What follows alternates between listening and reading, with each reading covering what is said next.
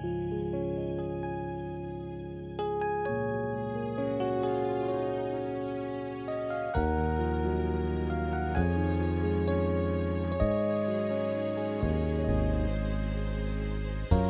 never find a story in a fairy tale. But she wasn't like the other women at the well. Her life was full of pain, hurt, rejection, and loneliness. She didn't want to show, but Jesus saw the desert in her soul. Drink from this water, drink from this water, and you'll never thirst again. Drink from this water, drink from this water, and you'll never thirst again.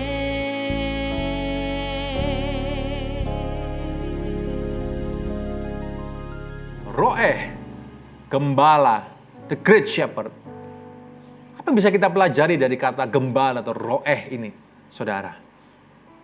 Hai, kita bertemu kembali di dalam Old Testament Made Easy, dan kita hari ini akan membahas satu kata yang sangat indah ini. Mari kita berdoa terlebih dahulu. Kiranya Allah Roh Kudus menyingkapkan kebenaran, dan kami hidup dengan kebenaran itu ya Tuhan. Pelaku kebenaran firman-Mu. Dalam nama Yesus, haleluya. Amin. Amin. Saudara, perjanjian lama penuh sekali dengan konsep mengenai gembala. Karena pekerjaan gembala adalah pekerjaan yang umum dilakukan oleh orang-orang masyarakat Israel kuno pada saat itu. Mari kita buka sama-sama Yehezkiel pasal ke-34. Yehezkiel pasal ke-34 ayat yang ke-12. Dikatakan demikian. Yehezkiel 34 ayat ke-11, 12. Sebab beginilah firman Tuhan Allah. Dengan sesungguhnya aku sendiri akan memperhatikan domba-dombaku dan akan mencarinya. Seperti seorang gembala yang mencari dombanya pada waktu domba itu tercerai dari kawanan dombanya. Begitulah aku akan mencari domba-dombaku, dan aku akan menyelamatkan mereka dari segala tempat kemana mereka diserahkan pada hari berkabut dan hari kegelapan. Saudara, Yehezkiel 34 adalah teguran Tuhan. Ada sebuah komparasi antara gembala yang jahat. Tuhan menegur pemimpin-pemimpin Israel sebagai gembala-gembala yang jahat, dan mengkontraskan itu dengan gembala yang baik. Itu nubuatan akan kedatangan Yesus sebagai gembala agung itu. Gembala-gembala yang jahat, kata kitab Yehezkiel ini, mereka hanya memanfaatkan domba-domba itu, makan dagingnya, ambil bulunya, minum susunya, tapi mereka abuse domba-domba itu.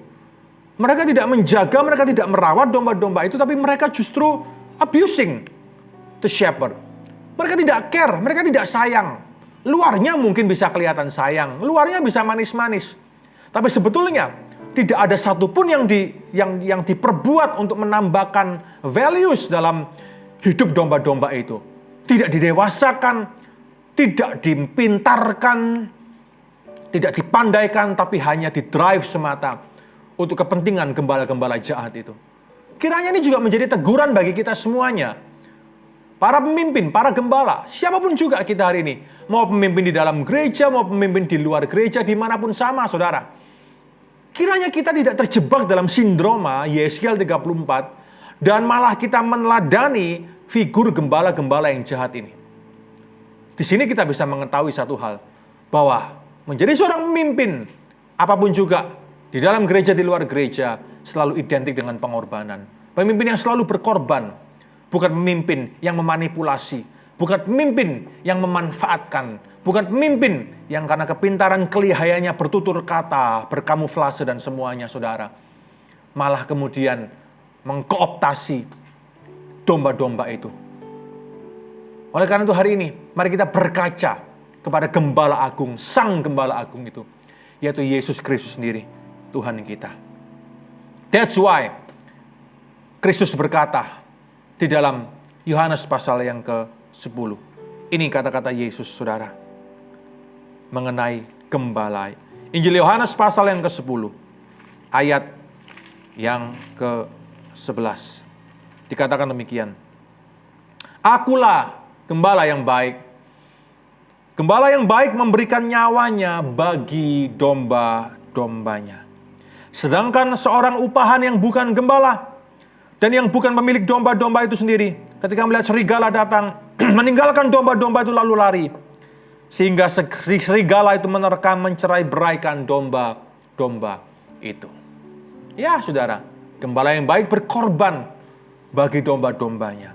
Sebuah kontras yang luar biasa, sebuah paradoksal yang luar biasa. Dikotomi, perbedaan yang sangat jelas antara gembala jahat dan gembala baik. Roeh, the great shepherd, itu adalah figur dari sang gembala agung, yaitu Yesus Kristus sendiri. Apa yang bisa kita teladani? Teladani dong. Sisi-sisi kepemimpinan Yesus. Sisi-sisi leadership daripada Yesus.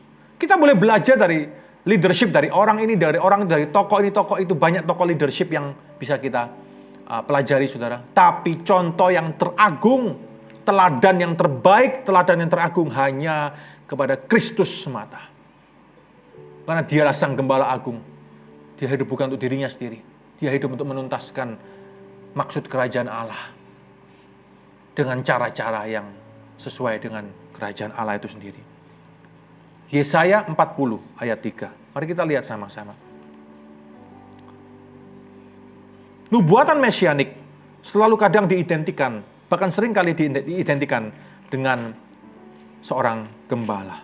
Yesaya 40 ayat yang ketiga dikatakan apa? Ada suara yang berseru-seru, persiapkanlah di padang gurun jalan untuk Tuhan. Luruskanlah di padang belantara jalan raya bagi Allah kita. Ayat 10. Lihat, itu Tuhan Allah. Ia datang dengan kekuatan dan dengan tangannya ia berkuasa. Lihat, mereka yang menjadi upah jerih payahnya ada bersama-sama dia. Dan mereka yang diperolehnya berjalan di hadapannya. Seperti seorang gembala, ia menggembalakan kawanan ternaknya dan menghimpunkannya dengan tangannya. Anak-anak domba di pangkunya, induk-induk domba dituntunnya dengan hati-hati. Sebuah gambaran metafora betapa indahnya pekerjaan sang gembala agung itu. Itulah yang harus kita teladani sebagai seorang pemimpin, sebagai seorang gembala, apapun juga kita.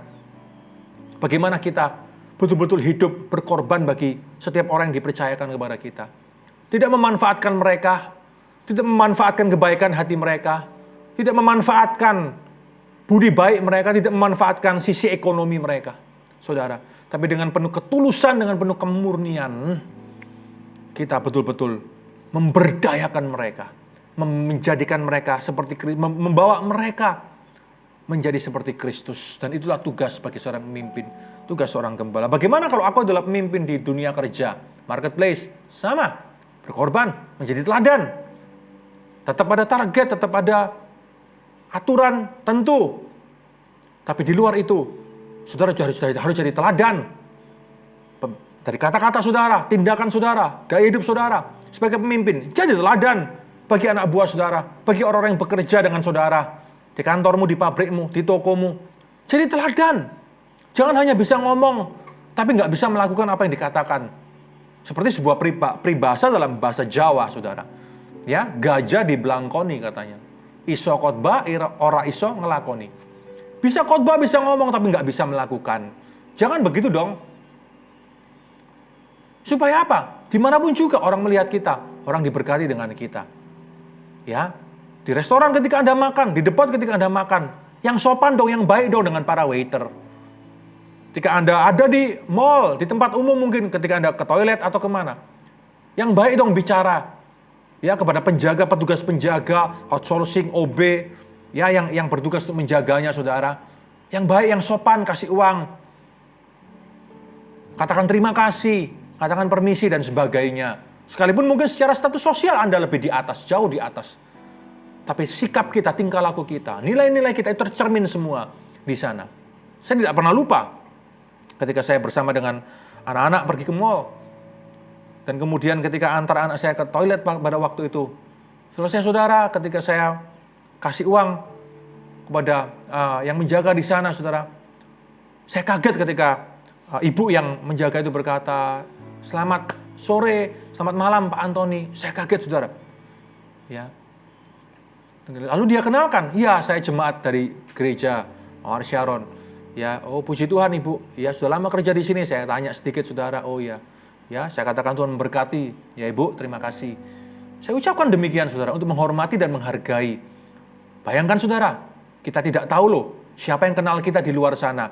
Kalau kita sudah nggak sopan, bayangkan kalau hari itu saya tidak sopan, saya kasih uang dengan lempar, saya tidak sopan, saya tidak katakan terima kasih. Bagaimana persepsi dari ibu ini jemaat loh, yang tidak ketahuan di mana dan siapa. Maka dari itu kita harus berjaga-jaga terus karena kita tidak tahu dengan siapa kita bertemu. Apakah mereka kenal dan tahu kita sebelumnya atau tidak. Kita tidak tahu. Prinsipnya adalah dengan semua orang kita harus betul-betul baik dan sopan. Amin Bapak Ibu Saudara-saudari. Ya, Messiah is the shepherd. Mesias itu sebagai gembala juga. Ya, kita bisa lihat tadi dalam Yeskiel pasal 34 banyak gambaran-gambaran mengenai gembala. Sekarang mari buka bersama-sama saya di dalam Lukas pasal ke-15. Injil Lukas pasal yang ke-15. Kita banyak melihat penggenapan ini dalam Perjanjian Baru ya. Lukas pasal ke-15 ayat yang ke-4 sampai yang ke-7. Ada perumpamaan-perumpamaan mengenai domba dan gembala, saudara. Saya kasih tahu beberapa buat saudara. Siapakah di antara kamu yang mempunyai 100 ekor domba? Dan jikalau ia kehilangan seekor di antaranya, tidak meninggalkan yang 99 ekor di padang gurun, dan pergi mencari yang sesat itu sampai ia menemukannya. Dan kalau ia telah menemukannya, ia meletakkannya di atas bahunya dengan gembira. Dan setibanya di rumah, ia memanggil sahabat-sahabat dan tetangga-tetangganya, serta berkata kepada mereka, "Bersukacitalah bersama-sama dengan aku, sebab dombaku yang hilang itu telah kutemukan. Aku berkata kepadamu, demikian juga yang akan ada sukacita di sorga. Ya, karena satu orang berdosa bertobat lebih daripada sukacita karena 99 orang benar yang tidak memerlukan pertobatan." Matius 25. Mari sama-sama buka Matius pasal ke-25 ayat yang ke-31. Penghakiman terakhir. Maka apabila Anak Manusia datang dalam kemuliaannya dan semua malaikat bersama-sama dengan dia, maka ia akan bersemayam di atas tahta kemuliaannya. Lalu semua bangsa akan dikumpulkan di hadapannya. Dan ia akan memisahkan mereka seorang daripada seorang, sama seperti gembala memisahkan domba dan kambing. Perhatikan saudara. Ia akan menempatkan domba-domba di sebelah kanannya dan kambing-kambing di sebelah kirinya. Wow. Terjadi penghakiman terakhir loh. Semua dikumpulkan. Lalu kemudian apa? Dipisahkan. Mana gembala, mana domba, mana kambing. Dan lihat saudara, penghakiman terjadi di sana. Ya, yang kambing-kambing ini masuk ke dalam kebinasaan kekal. Tapi domba-domba itu masuk dalam kemuliaan kekal bersama dengan Sang Raja. Oleh karena itu hari ini, mari kita mengenal Dia sebagai Sang Gembala Agung kita. Dan mari kita meneladani Dia. Menjadi pemimpin, menjadi gembala. Dalam level apapun juga, di dalam gereja, di luar gereja, sama. Meneladani Kristus sebagai pemimpin agung, Sang Pemimpin Agung, Sang Gembala Agung. Meneladani bukan hanya karyanya, tapi juga karakternya, values-nya, tingkah lakunya, tindak tanduknya. Karena dialah yang tersempurna itu dalam kehidupan saudara dan saya. Mari jadi gembala seperti Yesus. Mari jadi pemimpin seperti Yesus yang selalu berkorban bagi domba-dombanya. Bukan untuk memanipulasi, memanfaatkan domba-dombanya, tapi untuk memberkati, mengangkat mereka di dalam seluruh kepenuhan kehidupan mereka. Amin Bapak Ibu. Haleluya. Mari kita berdoa bersama-sama. Terima kasih ya Tuhan, kami mengucap syukur. Kiranya hari ini kami menjadi gembala seperti Yesus. Menjadi pemimpin seperti Yesus. Di toko kami, di pabrik kami, di tempat pekerjaan kami, dalam divisi kami, di gereja, di luar gereja, di keluarga, dimanapun kami berada. Biarkan kami menjadi orang-orang yang mencerminkan Kristus dimanapun kami berada. Terima kasih Tuhan, ini kami, ini hidup kami. Kami tidak sempurna, tapi tolong kami, sempurnakan kami. Oleh karena kuasa karya Roh Kudus memampukan kami. Not by might, not by power, but by the Spirit, says the Lord. Bukan karena kuat gagah kami, tapi karena Roh-Mu, ya Tuhan. Roh Kudus mampukan kami lemah, kami tak mampu, tapi bersama Engkau kami mampu. Terima kasih ya Tuhan, terima kasih. Dalam nama Tuhan kami Yesus Kristus kami berdoa. Mengucap syukur. Haleluya. Amin. Amin. Amin. Mari kita menjadi pelaku kebenaran firman Tuhan. Shalom Aleichem Beshem Hamasyah. Salam damai sejahtera bagi kita semuanya. Di dalam nama Tuhan kita, Yesus Kristus. God bless you. From this water, drink from this water, and you'll never thirst again.